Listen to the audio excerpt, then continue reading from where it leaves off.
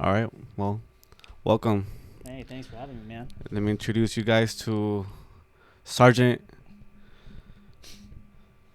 Shoot, man. Spaced out. All good, man. Sergeant Adeva. What's going on, guys? So Sergeant Adeva here is a mechanic. Yep, 35, 21, 3521. diesel mechanic, floor mechanic. And he's a reservist as well. I am also reservist. Yep. So the reason why I wanted to start off a YouTube channel is because there isn't that much information about reserves Okay. or reservists. And I know you have been in the reserve component for a while, right? Correct. So today's July 11th. 2 days, July 13th is actually when I went to boot camp. So it'll be 9 years. Sheesh, Yeah, 9 years. That's a long time, man. Yeah, I've been a part of the reserves for that long, but I've been able to do like active components, Right. MSTs, go on some cool stuff, some active duty opportunities that, like, I would say most reservists don't get to go to. So Yeah. cool opportunities, man. Yeah, we're definitely gonna be talking about that.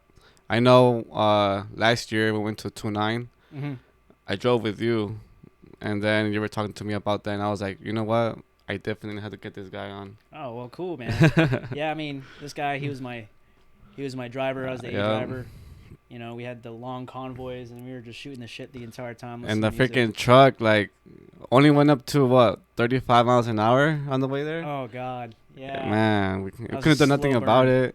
And then when we got to 29, we just had to leave the truck there. We didn't never used it, but on the way back, we had to take it back again.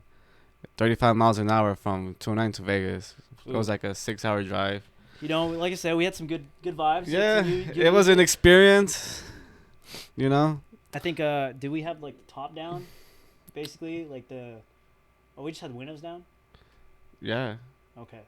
Yeah. Yeah. So at least it wasn't that hot. I think it was what? No, it was like in February or March. March. Yeah, it wasn't so that wasn't, bad. Like, it wasn't super hot. Uh-huh. So let's start off with what made you join the Marine Corps? What I did is join the Marine Corps. Funny thing was, I always wanted to join the military, because my dad was a Navy Seabee, so he was in for about 8 years. And growing up, you're playing Call of Duty. I was drawing guns as an artist. Like, that was like super cool to me.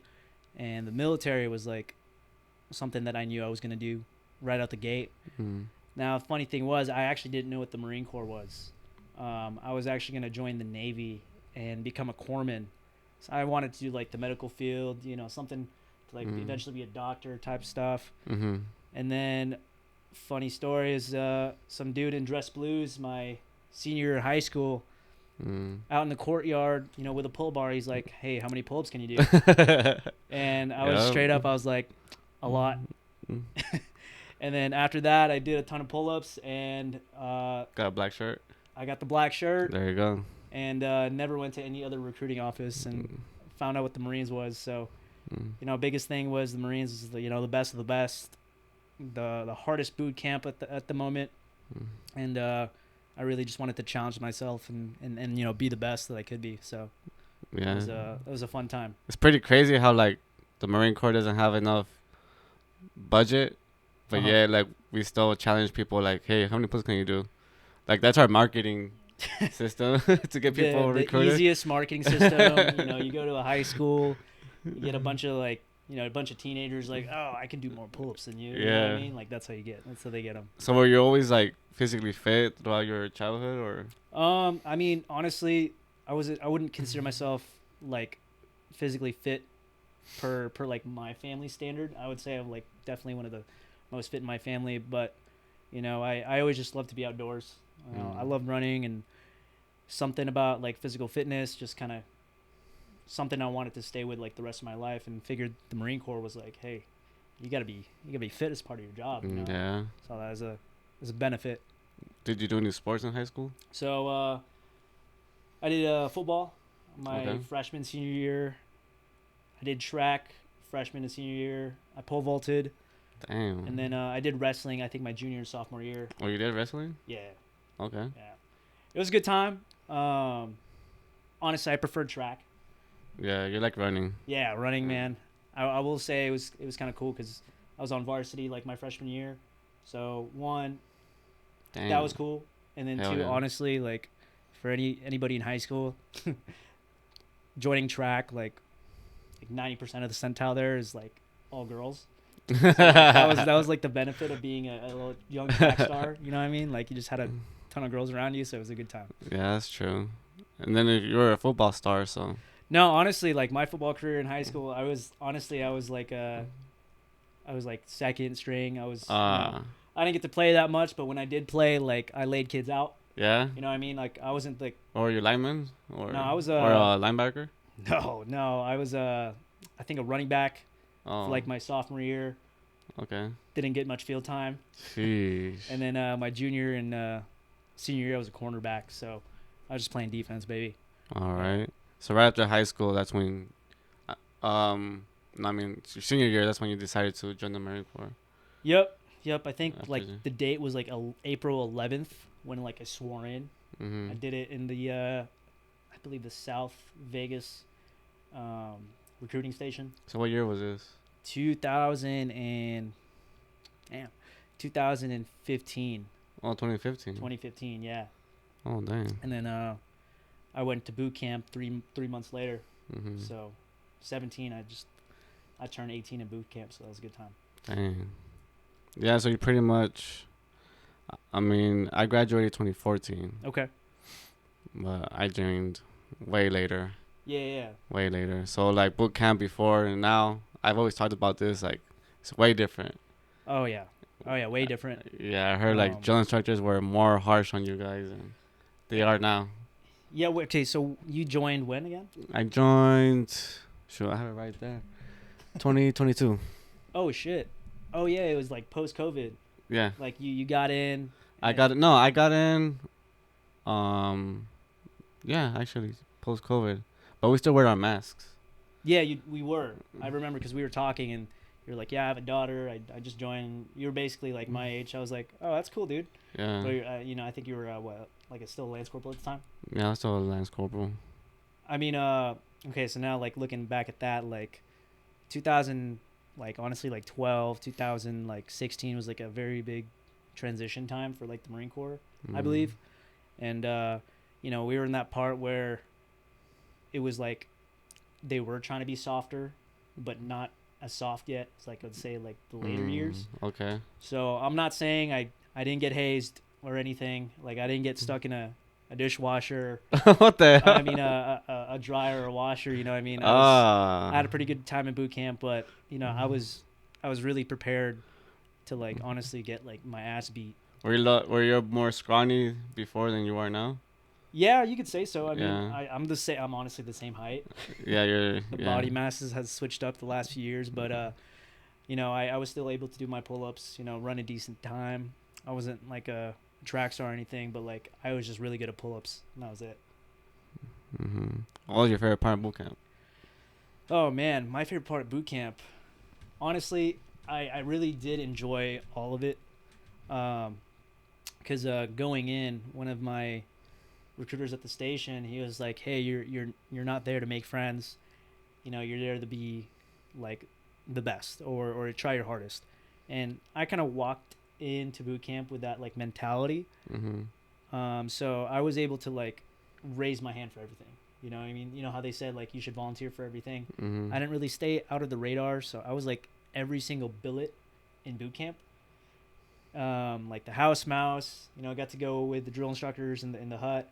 I was the artist recruit, I was a scribe, squad leader, I was a guide at some point. Damn. But, being able to do all that stuff, like enriched my experience in boot camp. So I did have a really good time versus like staying under the radar like some people did. And honestly, staying under the radar, you kind of just went through it. And that's okay for some people. Yeah. But honestly, probably the third phase was probably my favorite. Because that's when you're actually starting to become a human being again. Yeah. You know what I mean? Like they treat you with a little bit more respect. Yeah. You're not necessarily a recruit. You know what I mean? You're not freaking scrub brushing like the You're not freaking a nasty thing or a stupid thing. Stupid. Yeah, stupid thing. Yeah, boot camp overall was a good time. Yeah, but it feels like way weird once you like go over the freaking mountain, Yep. and then they start talking to you good. You're like, I remember like a couple of hours ago, you were trying to like kill me, and now Yeah. you're being nice to me. Yeah, you're like, what the hell? It's a weird experience. I mean, like, just talking about it to people out there, like, they're not gonna know what it feels like, and to actually go through it, like, it's actually pretty weird. I mean, how was it for you, man? I mean, it's still hard, you know. It's boot camp. Like, Yeah. it's still hard. I don't think it was that hard though. Okay. Like the physical part, it wasn't that hard. But like they still mess with you. I was third battalion, 3rd Battalion. so I heard like 3rd battalion is like the hardest. Okay. I mean, I think they say that to all of them. Yeah, I don't know. Hey, Fatal Fox, baby. You was 3rd battalion too, no? I don't. I forget. Oh, But, I think they are. 2126. Oh no, 2nd battalion then. Senior drill instructor Sergeant May. Dang, you still remember? No, I know. I'm remembering tad bits of that. Oh, okay. You know what I mean? Fatal. But yeah, like it was still hard, but yeah, I think the hardest part is like just missing your family, and then I mean, whatever you're gonna do, you're still gonna mess up. Even if you do things right, you're gonna mess up. Oh, dude, So- 100%.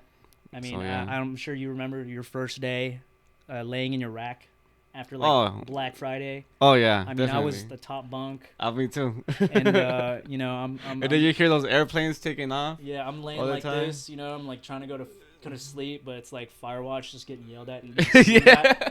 and I'm just like, I think I shed a tear. I was like, oh shit, what the fuck did I just do?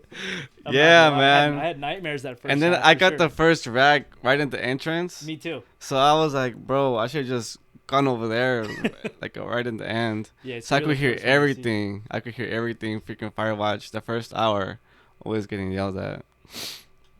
So yeah, like I wanted to talk to you. We could skip over like MCT because Okay. I already talked about that with other people. I want to talk about mechanic school. Okay, mechanic school. So yeah. How long is it? So, at least just from like my general knowledge, I believe it's 3 months. 3 months. So it's Yeah. almost the same as Motor T. Fort Leonard, wasn't that like a month? No, it's like 3 months. 2-3 months. I'd say because I graduated in April. Let me see. April, went to MCT. No, 2 months. 2 months. Uh-huh. Okay. So I think I got done with MCT around like December, November time. Went to North Carolina right away. I think I had like a month of RA, which is recruiting assistance, Okay. and then I think I jumped back like mid January, early February. So I think, and then I graduated in April. So that kind of makes sense. It was about 3 months. It was in Camp Johnson, North Carolina, just right outside of Camp Geiger and then Camp Lejeune. And honestly, again, one of the best times that I had. Yeah. Part of my Marine Corps experience because, you know, I'm 18 years old. First time like out of the state, or not really, but like out of my parents' house. You know what I mean? And you know, I'm kind of like my own person at this point. You live in a dorm. You get like 2 other roommates with you, so it's kind of like a college experience for Yeah. someone who hasn't done college yet at that time. Yeah. And That's how I felt. I was the what do you call it? I was the platoon commander. I totally forget. What do you call those in like the schoolhouse? Okay. Class leader. That's what it Yeah, was. class I was leader. a class leader, and you know it was a pivotal time for me to like hone my leadership skills at the same time, because my biggest thing with like leadership is like, you know, I never ruled with like an iron fist. I always thought like the best leaderships are the ones that like, you know, actually care about their guys. So that's something that like I tried to hone, and I at that point I was creating like a culture where like the squad leaders from the beginning towards like the Marines at the end, they could all like trust each other. And you know, we did some partying, you know, in the barracks outside of Damn. Camp Johnson. And I'm a firm believer, if you can like party with each other, you can also like work well with each other, Yeah. as long as you can hang on both sides. You know what I mean? Like, if you can't hang partying, you know, sometimes like there's little things that you can't be trusted at work at the same time, and then vice versa. That's true. I believe they for like the MOS school in itself had like a few like maybe 4 to 5 phases.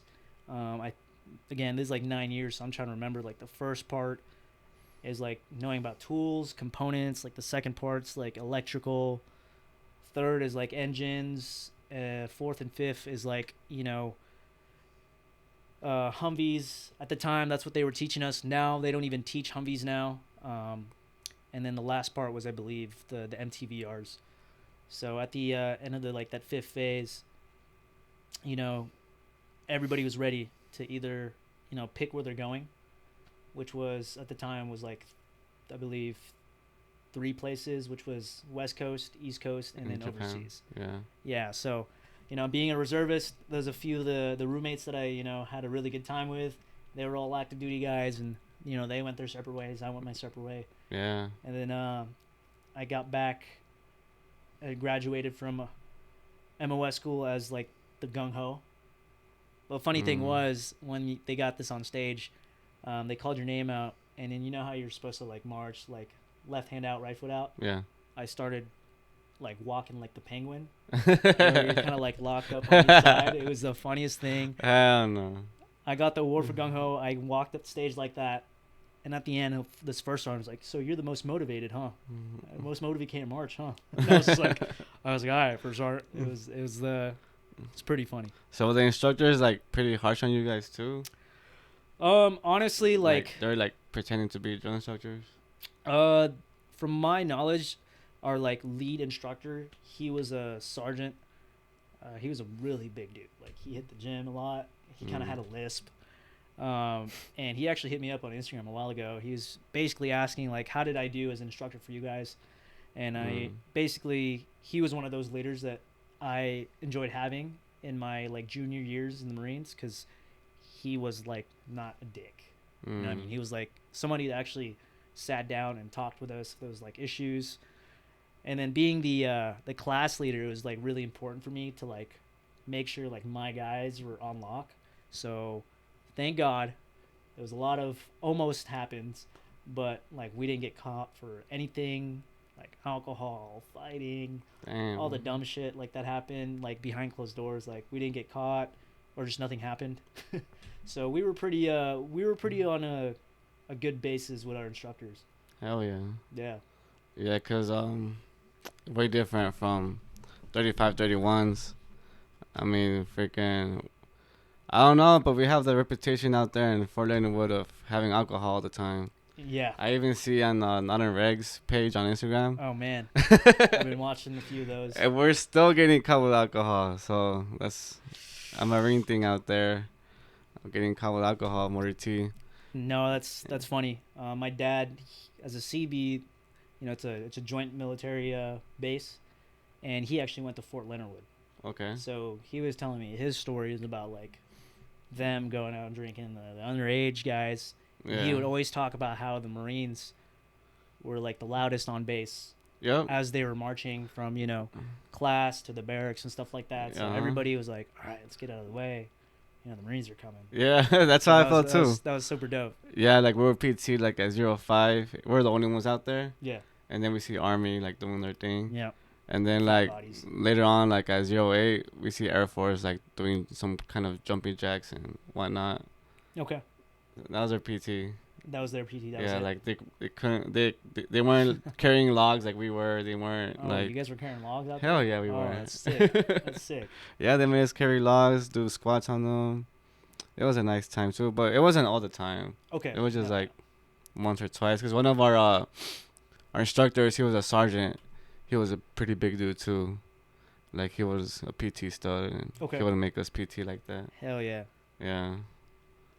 But I mean, what else can you say about? Because I was really interested about like the mechanic school. Like, let's see, what can you give to people out there that are interested in being a mechanic? 3121. 3521. Oh, 3521. And then I guess this can apply to one like reservist or like active duty guys. When I picked the MOS, I was like 17 and my recruiter was like, "Hey, what do you want to do?" And I was like, "Well, I like to work on cars." And I'm a big car guy, and I knew, however, that I didn't want to be like a mechanic the rest of my life. I did know that it was a great skill to have. And anybody going into like the Motor T 3521 field, come in there. You don't have to have any prior knowledge about like maintenance. They will show you like the general tools, the general components from like electrical stuff, and like basically like how an engine works and how it stays running, how to troubleshoot.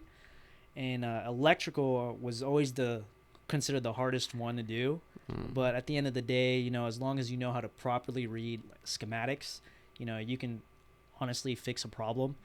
And one, that applies for, your outside civilian life, outside skills. You can always help your wife or your lady like with her car. That's something that's always cool to do.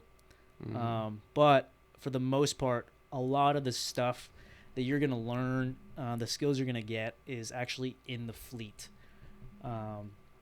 And luckily the active duty guys, they have their own system of getting taught how to do maintenance. But then for reservists though, I would say like the biggest thing is once you're done with schoolhouse as a 3521, try out this new program that the Marine Corps issued as soon as you get out of schoolhouse. And this is for any MOS.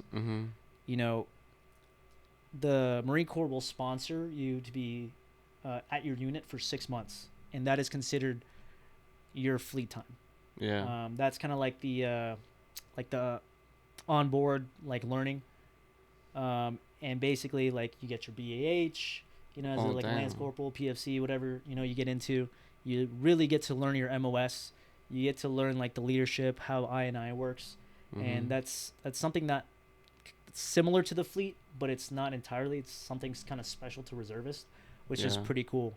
But you'll learn a lot of this stuff for maintenance like outside of schoolhouse. How many people get sponsored for that program?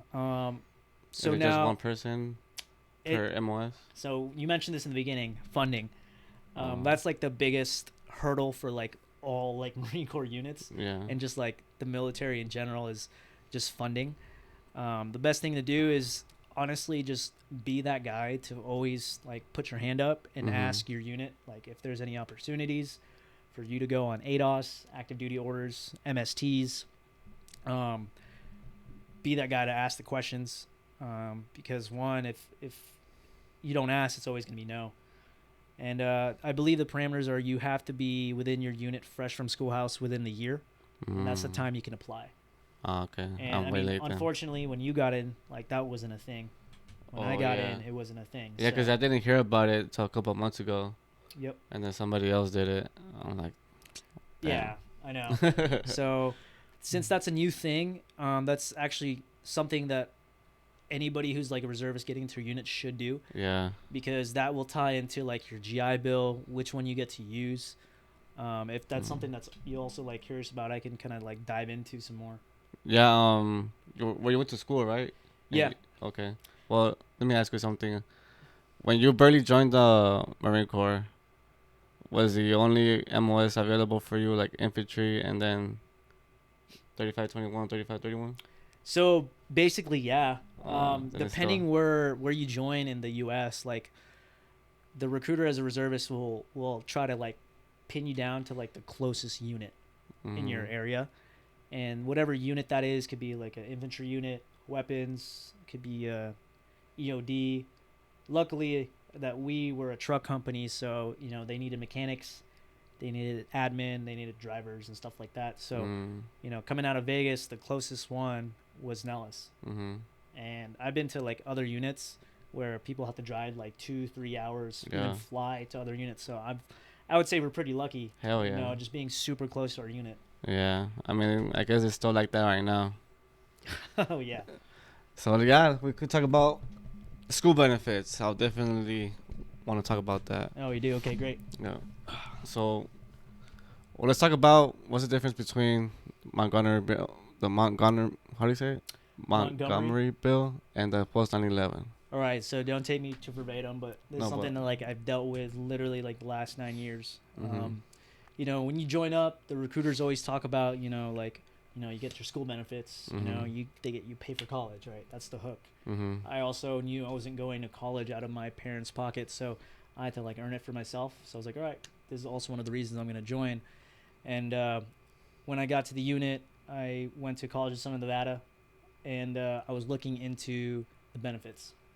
And as a reservist, fresh from MOS school, the only one you qualify for actually is it's tip my tongue, the post, the Post GI 9/11. Bill, the Montgomery GI Bill, Okay. and that is the chapter 1606. And basically for that, you get, I believe, 48 months worth of funding. Mhm. And the kicker is, you funding, right? That's great. Every single month you get sort of like $400 a month as a full-time student. Now that's like Oh, 12 okay. credits. If you're like part-time, you get less than that. Mhm. So I'm gonna be honest with y'all, like the reservist GI Bill is shit. It sucks. So when I found that out, I was like, yo, this is not what I was promised. And the only way to get the post 9/11 GI Bill is to go on active duty orders. I believe 60 or 90 days consecutive. Mhm. 60 or 90 days. Did I say that right? I think it's also considered 180 days. I'm sorry. Yeah, I think it's like 60 or 90 consecutive days. Once you complete that, and that doesn't count for any like your training schools like MOS. You don't qualify Mhm. if you just do the MOS. Once you do those, your days, that's when you can qualify for the post 9/11 GI Bill, which is basically full funding of Okay. any school that you decide to go to. Do you still get paid while you go, or you just get paid your whole school tuition? So I'm gonna be honest. I didn't get the post 9/11 GI Oh. Bill, so I can't like speak on that. At least from my active duty friends, or the guys who are active duty, join the reserves, they used their post 9/11 GI Bill, and they were able to pay for like one tuition, Mhm. entire school, plus I believe like rent to Oh like live damn. in. Yeah, I think it depends on your living situation or something like that. Okay. Yeah, I heard like if like the school is worth less than what the Marine Corps covers, Hmm. you get paid the difference, something like that. So best thing is like the tuition. I believe it gets covered, but then you also get like a paycheck in your bank account Mm. for you to decide to pay for it. So like, this is not the way to go. But some people get the surplus and then they use that for whatever they want. You Yeah. know what I mean? Like Which is they've if yeah. you're young, you're gonna Hey man, I always say this: if the government's gonna use you, you gotta use the government too. You know what I right. mean? So, decide to do with that information as you please. I'm I'm not advising to do anything. Yeah. I know you just graduated too. I You got did. your bachelor's, right? I did. So I just this past I think May, I graduated with 2 degrees and a shitload of certificates, and it was Mm. basically in firefighting, fire and science administration. Oh yeah. Yeah. You trying to do that or? You know what? Like that's something that I've always wanted to do. Firefighting. Just did some wildland a few seasons ago, but then I know at the end of the day you're gonna ask this too. But I knew I wanted to go to OCS, become a Marine officer. So Yeah. all the things that we might talk about here is kind of just like kind of leading up to like where I'm at right now in life. So definitely, if you plan to use the GI Bill as a reservist, just get a really good job. Don't use the GI Bill. Go active and then use your GI Bill. Because one, if you use your reservist GI Bill and decide to go active duty, you actually only get 48 months in total out of each pot.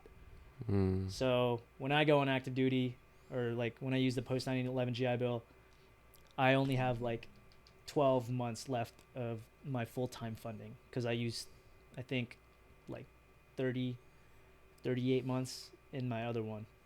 So it Mm. kind of sucks. Is that what you did then? You, Yeah, you went that route. whoever listens to this, hopefully this helps me because Yeah. I didn't know that I was using only $400 of that GI Bill every single time, versus if I just paid off my own stuff, like which I did. I used the extra money just for fun money. But if I didn't use that, I would have had my full benefits for the first like 48 months full Damn. of the post 9/11 GI Bill. I mean, See. hey, now you guys know, Yeah. more money in your guys' pockets, so it's Yeah, that's why I like doing this, cause you can give advice to people and then share what they should do. yeah. Learn from your mistakes. Yeah, oh, 100%. That's like the biggest thing. Like I think you're doing everybody here a solid. Hell yeah. See you guys. Give it. Support your boy, man. Yeah, Support your. yeah, yeah. Subscribe, like, follow, Yeah. do all that stuff. So let's talk about active duty orders. Okay. Because I know you talked about it, how like you did a lot of time doing that. Yep. So how's that process? Like, of course you gotta speak to your leadership, Okay. follow the chain of command. But then like, do you get to choose where to go, or? So yeah, actually, yes and no. So yes to both of those, and then also no to both of those. Basically, like my advice to this is, as soon as you show up to your unit, become an asset. And what I mean by that is, like do well on PT. You have to have a first class PFT and CFT in order to do that, right? So I would say it's in your best odds to do so. It's preferred. Yeah, it's preferred because at the end of the day, your leadership will weigh like who's considered like the best option to pick, and sometimes they are only going off on the stuff that they see on paper. So like it's just kind of like the best bet to be first class first class PFT CFT, be MOS proficient, and be a leader, because that's one of the biggest thing they look for too, is because whenever you do go on active orders, you are the representation of that unit. And at the same time, they're not going to send a shit bag, to let's say South Korea or like on a MU. They want to send the best guy that they can. So first thing, you get to your unit, just be an asset. Be good at PT, be good at your job. There's, as a Lance Corporal, you won't really know this, but like there are like politics that play, and you kind of have to figure that out in your environment. So just those three things. And then let's say you got all those on lock, or let's just say, you feel that you're like a decent, above average GP. That's when you should ask your leadership, like, how can I be an asset outside of drill weekend? And as a maintainer, there was always trucks down when it got to the unit. I think at some point when we got to the unit, we were like 40 or 60% like ready when it came to like the trucks on the lot. I think it's still like that right now, isn't it? No, so I mean the time that I've been in, like since then, and then now I believe we're like 94%. Oh wow. Like ready. That was the last time that I checked, and that was the last time I was like on active. So we just passed FASMO. Yeah. I felt like if me and a few Marines were like a big role in that, going on ADOS. But shit, once you kind of see the opportunities, definitely put your hand up, and then just like volunteer. And then, once you don't hear anything, hey, just like bother your squad leader, bother your fire team. Like, who cares? Bother, like, jump ladders. They always say don't jump the ladders, but sometimes, people don't do their job. Right. And that's like the hardest thing, because you could do everything in your end to be prepared, but that next person handling your package or that opportunity for you is just dropping the ball. Like, you got to kind of take it in your hands to take that initiative and do it yourself. You know what I mean? Right. Yeah. So what's the first active duty station you went to, or like? So with that, I did a lot of stuff in Vegas actually. Oh, the it unit. was in Vegas. So that was like one of my first opportunities. So I was just on orders at the HEC, working on trucks. The next one, which is something very cool and like really actually close to my heart, is actually Toys for Tots. So that's like the second big opportunity that any reserve unit has, is during like the Christmas time. Fortunately, we're in Vegas. We have a lot of events going on, like a lot of cool events that has happened. So when I was like a Lance Corporal, when I first joined the unit, like I was volunteering at events where, you would show up in blues and you kind of just stand there like a poster boy, collecting toys. You'd go to like a company's like Christmas party, but then, you get the free food, you get the free drinks. Here in Vegas, there's like a lot of events. So like, for example, one of like the coolest ones as like a young kid was, they had this a marketing event company that had an event at Blue Martini, Oh, and there was okay. a bunch of like models, and we're in blues, they're in like their like Santa Claus outfits. There's a band playing, they're giving us free alcohol, and then like it's just a good time. And at the same time, at the end of the day, you get to help out your community. So that's like a very special active duty or like ADOS opportunity for like any reservists out there.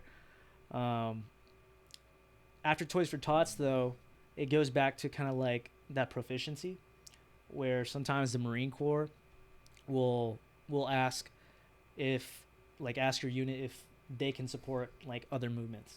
Mm-hmm. For example, when Scout Snipers was still a thing, they asked our unit if they could like see if there was like a Marine that wanted to help out with Scout Sniper School.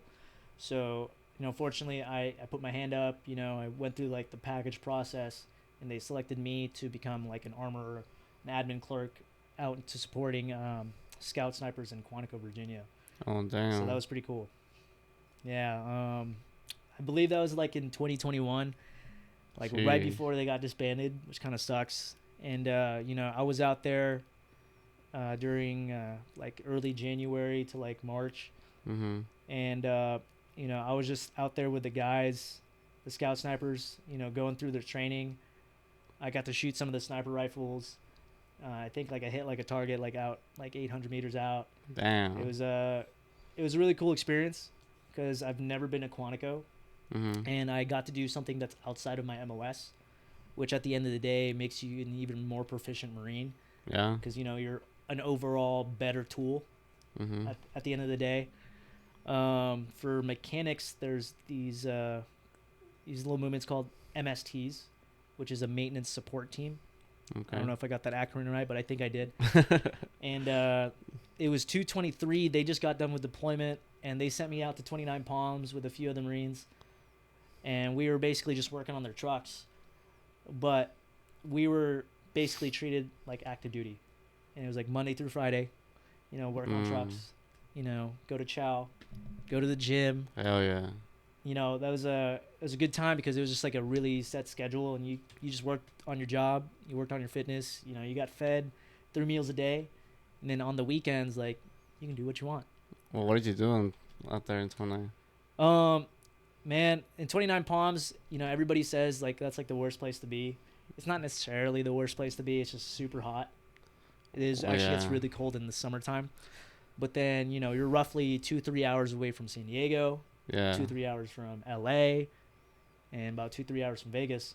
So like on the weekends, So you guys just drove out? just drove out LA, went to a few concerts, raves, to the beach, went down to San Diego, did the same thing. Meet up with some of the buddies that you actually went to schoolhouse with, like in Mm-hmm. Camp Pendleton. Camp Pendleton. And then I know a few of my buddies who were stationed in 29 on active. They would come see me in Vegas, and I'd show them around town. So like, it was kind of like a cool trade-off when you're like a junior Marine like that. You have a bunch of friends and networks that you can kind of like hang out with, share experiences with. So Mm-hmm. once that MST was done, it was a cool time. And a few other times is like extended orders, which is like something RBE, like what I just did in 29 Palms, Advon. You just go maybe a week out, week at the end to help out your unit, set things up, Mm-hmm. tear things down, and then you're kind of on your own schedule. Okay, let me take that out. You're not on your own schedule, but you kind of have a little bit more free time or like leeway when it comes to like things that are outside the unit. So Yeah. as long as you got some good leadership, you got some good guys around you, those other opportunities that most people don't get to do, like just do them. Yeah, I think leadership is like definitely something that could either make you or break you. Cause I heard like before, it was pretty bad before I joined the unit, and I heard like right now is like they're not relaxed. They're more disciplined. Okay. That's what I've been hearing a lot. Yeah, man. I don't know if this is like Marine Corps wide, but like our unit, I feel very special in the unit because we have a pretty good unit. Yeah, I mean, cause we just had ITX a couple of weeks ago, Mm-hmm. and there's another. You work with a lot of other units that True. work with there, and like we stand out. Oh, dude, yeah. And then like they had another unit just like screaming at them. They're making them do like classes, Yep. classes after classes, and like we're just like chilling there, like it's pretty hot. But like in the same time, even though we weren't like so strict, we were still like standing out. Yeah, man. I So mean, the transition time from like I would say when I got to the unit, obviously is like 2015. So they were still coming off, like deployments, like war, okay. guys actually going down and stuff like that. So like it was a different environment then. So like the screaming, the yelling, the hazing, that Mhm. all came with a reason. And coming into it now, a few years later, we're not kind of in that war scope. It's the peacetime garrison kind Mhm. of environment and culture that's going on. So like, there's no need for necessarily the screaming. Now, I will say that that still is a sort of necessity Mhm. because in peacetime, everybody talks about it. Complacency. Mhm. That's complacency kills, and that's still a very big thing.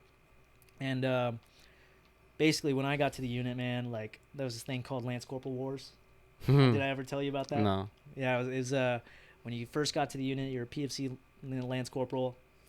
You would basically be brought into this room.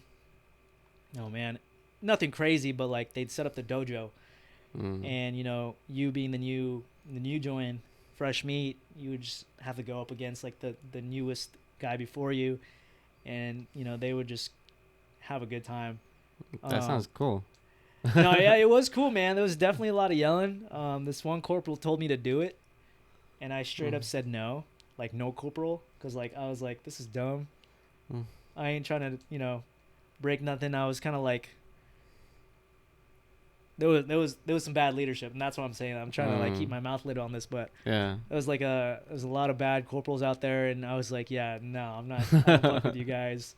Um, outside of that, the biggest thing was like what you consider hazing is not really hazing in my head, Mhm. but like it may be hazing now, and like considered bad leadership. But once all those guys got out, a lot of the guys that stayed in the unit, you know, for example, like Laura and Sanchez, like they were lance corporals when I was lance corporals. Mm. So like they kind of saw like the transition of leadership type from that yelling more to like the mentorship and like kind of Mhm. actually like listening to your Marines, getting to know them, seeing what they like need, and actually provide that to them. Yeah. So one, you provide the needs of your Marines, like they work harder, more cohesive, um, and the biggest thing was like recognizing the Marines that needed to be recognized. So I will say it's gotten a lot better, and that's not because it just kind of fell into our lap. It's because like one, my biggest thing was like creating that culture, maintaining that culture, and that was not just by me but other leaders that we have now. So yeah, we're both, all of us were pretty lucky. Yeah. I mean, do you consider that like a weak thing, or is it like a good thing? Because Okay. you said like the reason why is because there's not combat, Okay. and right now it's like a peacetime. So like, what do you think about that? Like, is it a good thing or a bad thing that we're like not how we were before? So I would say it's a good thing now because one, we're cohesive. Like there's no divide between like hires, lowers, and the lance corporals to like your sergeants and your corporals. Even though like there is like a professional divide to that, like we can all Mhm. work together, Mhm. and that's like the biggest thing. Yeah. Now, let's say we just got deployed. World War III broke out. They put us in a scenario where we needed to have that combat mindset. I feel like the leadership that we do have now, like for me, like there is a switch. Mhm. I could be that good listening leader, flip the switch when I need to. I can be that one that like just needs to get shit done and like yell at you guys and like Yeah. just needs to get shit done. And the guys that we have now, I believe, are capable of that, and that's just not necessarily a bad thing. But that transition, everybody's gonna have to be ready.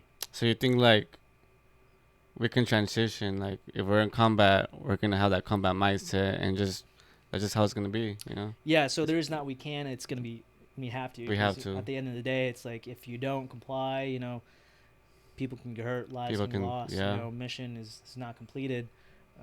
Again, like you have to have that switch. Mhm. It's just you have to be ready. I understand.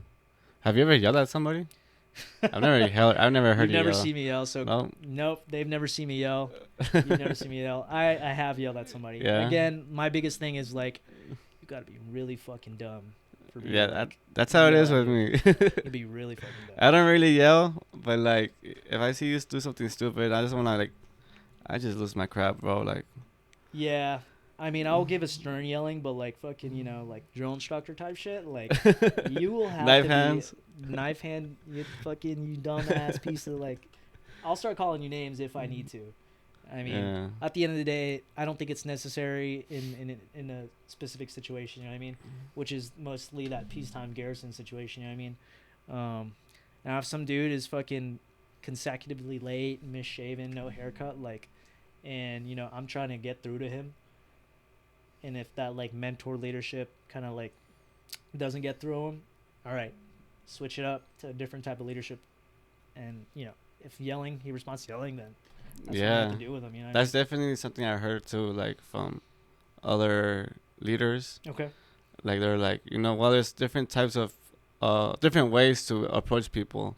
Like there's a way like you might have to yell at somebody, or like yelling at somebody could break them. So probably don't yell at that person. Yep. It's just like different ways of leading people, different ways of communicating, because a lot of people are different. Correct. Yeah. So. I mean, when you got to the unit, I know you were older, so like you're more mature. So I didn't need to like yell at you as if you're like a fresh 18-year-old. Yeah. I mean, I would to actually talk to you like a person, and then you would respond better that way, right? So like. I mean, there's a lot of benefits to like joining the military when you're older too, because Yeah. you're a lot more. I mean, there's immature older people too. I'm not gonna lie. Yeah, there is. But like me, like I got married pretty young. I got a house. I started a family pretty young, so I was way more mature from people, my peers in boot camp, and even now. And then like people ask me for advice, like, oh, how do you get a house? How do you do this? So it's like I feel like a dad when I'm there. Hey, you are But like a dad, in the same time, like I'm with my boys too. Like, you know, I could party with them. I Hell could chill yeah. out with them. Shit, we spent 3 weeks out there in 2 9 suffering. So it's like, Had you a good know? time afterwards. Yeah. Oh, yeah, that's the best part. You know what I mean? Like, you get to be with your boys. hell yeah. You know, being active, being reservist. At the end of the day, like, the leadership. Like, at the end of the day, you should do it for your boys. You know, you just got to do it for your boys. Yeah. I mean, you're definitely a good leader though. I appreciate like, that, man. Every time I'm there, I see you working. Like I don't see you bullshitting anything. I mean, you lead by example. I appreciate it, man. You Thank know? you. I mean, that's the biggest thing as a leader, man, because, like, don't tell somebody something that you wouldn't do. Mm-hmm. You know what I mean? I don't know if you remember, but at the HGC, there was this someone fucking blew up the toilet. Oh shit! Just No. Totally missed the bowl. Totally missed the bowl. We're at the Meg Bay or like no, in the man, this HCC? is the up top, but Damn. I remember some corporal was like, yo, you know, told one of his lance corporals to go clean it up. And it wasn't me, but it was one of my other sergeants. He was like, yo, like, come here, like, would you clean that up? So why are you telling him to clean that up? And he was like, no, I wouldn't clean it up. And I was like, dude, yeah, don't tell him to clean it up if you're not going to clean it up yourself. You know what I mean? Like, it's just small stuff like that. You know what I mean? Yeah. I don't know who misses the toilet bowl though. Oh, I'm dude. pretty sure they did it on purpose. Nah, somebody did that on purpose. Yeah. There's no way. So, I mean, let's talk about ITX. All right. How many ITX have you done? All right. How many ITXs have I done? Honestly, I would probably say, I'm going to say 7 or 8. Damn. I think been to 29 Palms maybe 5-6 times. Actually, let's just say 5 times. Let's say 5 times. Also, you've done ITX other places? So yeah, mainly 5 ITXs in 29 Palms. Oh, okay. They do have an ITX, I believe, in Camp Lejeune, but I've never done that one. Oh, okay. Yeah. Is it different every time or? I mean, from our unit, I've noticed that like every other year it's ITX, Mm-hmm. and then the following year after that, they'll kind of like split us up as a unit and support different exercises or different units. One to so one we're not always just in the desert. Or one we get to experience other things. Before I got to the unit, there was like an ITX in like I believe South Korea, and then one in Africa, and there was one in Alaska. And I wasn't able to be on there, but I heard those stories and I was like, oh, that's super dope. Hell yeah. Few of the ones that weren't like in 29 Palms, I did one in like in Arkansas. I believe it was like Fort Smith. Hot as balls, humidity, man. And then Wisconsin, that was like one of the best ones. We did some like forest mountain training and stuff like that. I heard that one was cool. Yeah, that one's cool. And then some guys right now are in 29 or in Camp Pendleton. Yeah, Pendleton. So like that's like something that's different. So hopefully next year for like the unit, you guys get to experience somewhere else. Yeah, like last year we went to Camp Lejeune. Did you go too? I didn't go to that one. No, that was pretty nice experience. Yeah, I heard you guys all had a good time. So yeah, we were facing the mule. Okay. And then I guess something happened. They cut the training short, and we went to the barracks early. We were only at the field for like 3 days. Yeah, man. Here's a dumb story. So I was in Arkansas. We were supporting an infantry unit, and I believe it was CAT. They were shooting like tow missiles out of the Humvees and stuff. They got all the mounted guns, and we were supporting for Motor T. We were drivers, we were mechanics, and there was a moment where they were doing this exercise where they were like driving and shooting like out of the Humvees, Okay. right? And the infantry guys were popping rounds like live rounds out of the side windows like. And then like there's a second iteration where one of the grunts gave one of our drivers like full mag, fucking so he can shoot out of his window. And he's popping off rounds while he's driving or whatever. And this is what happened. And then I guess what happened was like while he was driving or something, he like shot.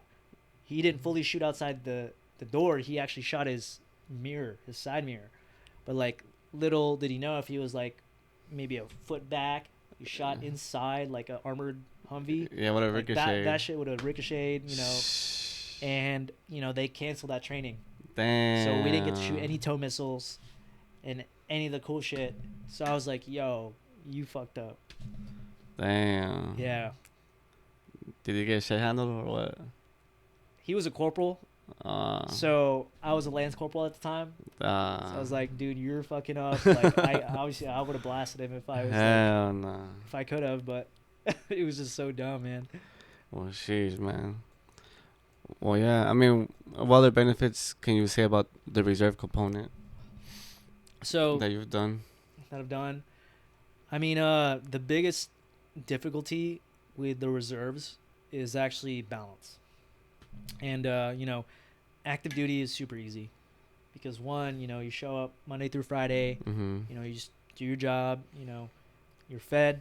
Yeah, I get it that there's like some times where it's difficult for like schedules and stuff but that's the military. That's what you sign up for. Mm-hmm. With the reserves, the biggest thing is that balance. Balancing school if you end up going full time with a full time job, maybe with a full time family like you, and that's one of the hardest things. But that difficulty can actually just be turned around with perspective. Mm-hmm. With the reserves, you actually still get freedom. In that scope, because you get to kind of dictate how you want your military career to be. Mm-hmm. You can be as involved as, like, let's say I was or I am, or you could just show up every drill weekend and then you do your AT, and that's like kind of like one of the benefits. At the same time, there's other opportunities that active duty guys can't get. Like I have been around multiple units having different MOSs, different billets, and I was able to like really see a wider version of the Marine Corps, as if you were, let's say, your first 4 years, just like a maintenance battalion. All you did was like turn wrenches. If you were to grunt, you're just a grunt. Mm-hmm. But for me, I got to see like the civilian side of I got to see some guys on active duty. I see like the more like the public affairs of what recruiters do. Mm-hmm. I went at Quantico in like DC and got to see some more like the politics that was involved. So if you really dive into it, you actually get a wider portfolio of what the Marine Corps can offer. Yeah. So that's a big benefit. Yeah. I mean, like, what I talk about is like we get to travel around the country and they pay you to do it. So that's Yeah. like that's pretty awesome. Yeah. And then one of the things for the reserves, like we only go to drill Saturday and Sunday, sometimes Friday. We don't have to do duty, Yeah. 24-hour duty. We don't have to do fire watch. Nope. You know, that's a cool thing. One of the things that I say does suck is the training. We're like very limited to training Okay. on your MOS. Like for me, I would like to spend more time in the fields, or like I would like to do my MOS a lot more. 100%, man. And we're like, for reservists, you're like really capped out. Like you can't really do much. And then with funding too, like they always tell you, well, we would like you to do more training, but our budget, this and Yep. that. That's what sucks. But I mean, there's always a pros and cons if you want to do active or you want to do reserves. No, You know? 100%, man. I mean, I was thinking about it too. Like, what if I was like a 35, 31? I was just an operator. Like, how much more can I like expand my MOS and like learn from it? Because at the end of the day, if you love your job, it's not really working. And if you're really good at your job, it just things are much easier. Mm-hmm. And that is one of the downfalls of being a reservist, because there's always that from the active guys, like how well can you actually do your job if you don't fully know it. Yeah. It takes a lot longer for you to be MOS proficient, like compared to like a new boot active for like 6 months in the fleet versus someone who has been in the reserves for like 2 years. Mm-hmm. Like they can match each other's like experience. Yeah. You know what I mean? So definitely that is definitely one of the downfalls. At the end of the day, to mediate that, is just like you gotta be that person to take initiative and volunteer for those opportunities. If it's within your MOS scope or if it's without, you know what I mean? Mm-hmm. So, planning on being an officer. I am, man. What made you want to do that? Since when? No, like what made you? I mean, biggest thing was like I felt that I wanted to become an officer first, regardless of being enlisted. Mm-hmm. But then I knew to be the best leader that I needed to be, I also had to see it from like the ground side. You know what I mean? Like when I am in command of Marines, like I'm gonna go up to like the Lance Corporals, like, yo, I was a Lance Corporal. I know what you guys are thinking about. Mm-hmm. That's usually the best way to do it, right? Like Yeah. starting from From enlisted. That way you work yourself up. Then you know how like junior Marines operate, think. Yeah, they think and everything. Exactly. You just kind of have again the wider knowledge, the wider experience Mm-hmm. to better lead your Marines and like better accomplish the job. I've always wanted to be an officer. I'm kind of in the route now. I leave in September. Oh damn! But my biggest thing was like, hey, if you plan to stay in the reserves as long as I have, or even go longer, or just stay in the military for like your 20+ years, get that pension, might as well be an officer, get paid more, have a different lifestyle than the enlisted, but like also have it better at the same time. I'm not saying it's like you guys get the equal workload, but at the end of the day, you just have a better quality of service. Okay. So does that mean like you're gonna become an officer in our unit, or like? So, actually, I don't think a lot of the guys know this, but I'm actually going active. Oh, you're going active. I'm going active. Yep. Oh damn, that's news. That's news? Breaking news. Oh, okay, cool.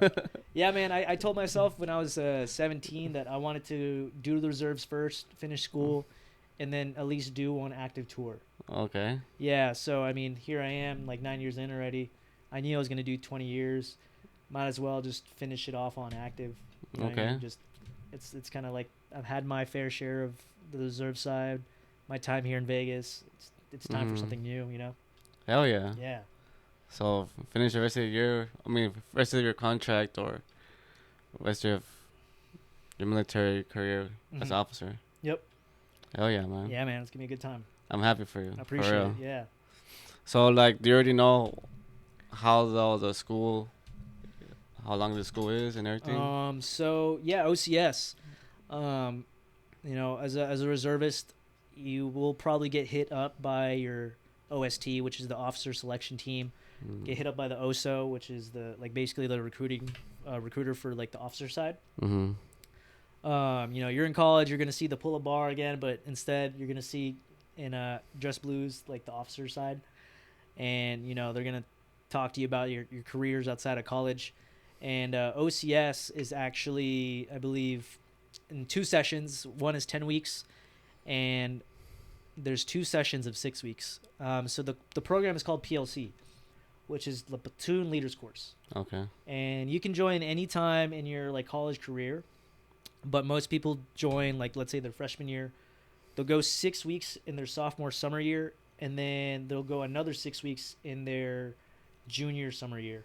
Mm-hmm. Or let's say you're later into the game, like let's say you or me, and let's say you have like one more year of college left. You're probably gonna be part of the OCC, which is you either have your degree or not, and then you only go for 10 weeks, which is honestly the best bet. So like if you're like a prior reservist and then you want to go to OCS, why are you gonna go to boot camp 2 more times? Hell no. Get treated like a candidate or like a recruit. So I'll be gone for 10 weeks. Okay. Once OCS is completed, you go straight into TBS, which is called the basic school, and that is 6 months. Jeez. Yeah. So the OCS is kind of like the test for you to become like a Marine officer. Yeah. See if you can like handle the leadership, especially for the college kids who aren't like prior service members. And TBS is actually where they teach you how to become an officer. How to become an officer. Yep. But at least they won't treat you like crap. You know what? Like, yeah, you don't get treated like a recruit. You get treated like a candidate. But at the same time, you get the yelling. From what I've been told, like, OCS is a lot easier if you're a prior Marine or prior service member. Because one, you already know the game. Yeah. So, like, the sergeant instructors, instead of the drill instructors, what they call them, the SIs, they tend not to pick on you as much as if you're like a fresh college kid. Mm-hmm. So they get the whole spiel, see if they can make it, but they know you already made it. Okay, sounds good. I guess that tops it out. Is there anything else you would like? I mean, honestly, like that's kind of like the end of my like path these last 9 years is been this entire reserve career. And what I was able to do for like the unit, what I was able to do for like the community, and kind of like my self-actualization, and then like going to OCS is kind of like my culminating event to like start the next phase, like at least say of my life. So hell yeah. I mean, you kind of asked it all, so it's pretty cool.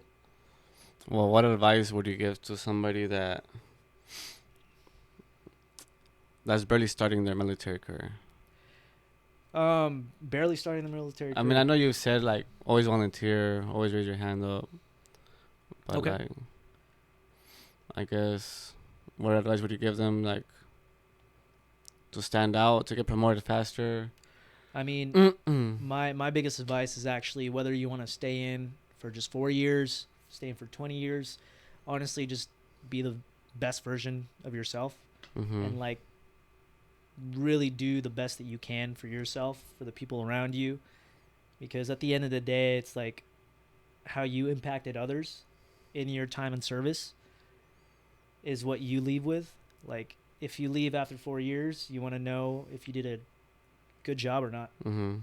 If you stay in for 20 years, same thing. You want to know if that 20 years you spent with the people around you, you want to see that you did your best. So whether you stay in, you get out, you just want to make sure that you do your best.